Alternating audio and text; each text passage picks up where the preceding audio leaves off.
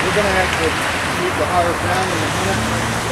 The dock we're on has about 6 more inches of water. Here comes another trailer. God, I hope everybody's got out of these things. There's no way that we could take the rest of the here. The only one we could do is qualified parking. You know, I'm with the Austin Fire Department. We have no deal with this right now. Oh shit, it's coming right at us, dude. It's coming at us now. This is definitely a trailer that somebody was inhabiting, and it has Holy, oh my God. Okay.